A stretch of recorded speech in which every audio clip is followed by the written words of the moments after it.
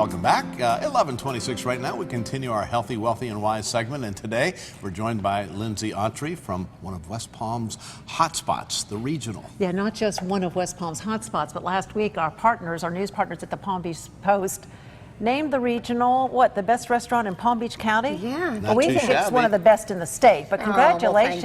Well, Yeah, very nice. really great. Wow, you just opened and already all the awards are just rolling in. We're really fortunate to be named the best restaurant and to be listed among all the really great restaurateurs and other chefs in the area.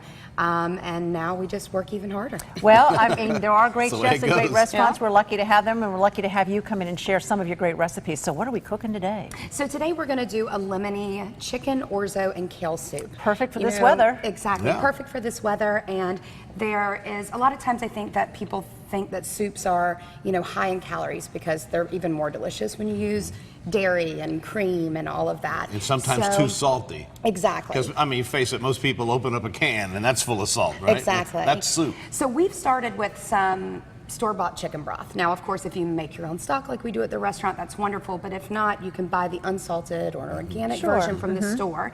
And we've taken some skinless chicken breasts, and you can also use skinless chicken thighs, and we've put them in that broth and just simmered it a little bit.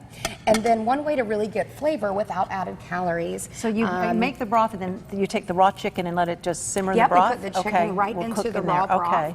And I've sauteed a little bit of leek, which is nice. It has a better texture than onion when you want to eat it in a soup. So we've chopped up some leeks, a little bit of celery, and then added the broth and cooked the chicken in it. And we have the full recipe online. Yep. And then one great way to add some flavor without any calories is to use lemon peels. So we have a vegetable peeler, and we're going to just take a little bit of the peel off. You don't want that white stuff, do you? No, and if you have one of these peelers, it really removes just the outside with a very little bit. That's easy. And you don't have to worry about grating it on a microplane. So we're going to throw this in there, and you want that to just simmer with your chicken and then pull it out.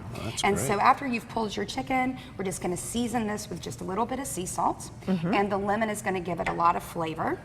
And then we're going to add some of this shredded chicken back in. And I've also got some orzo.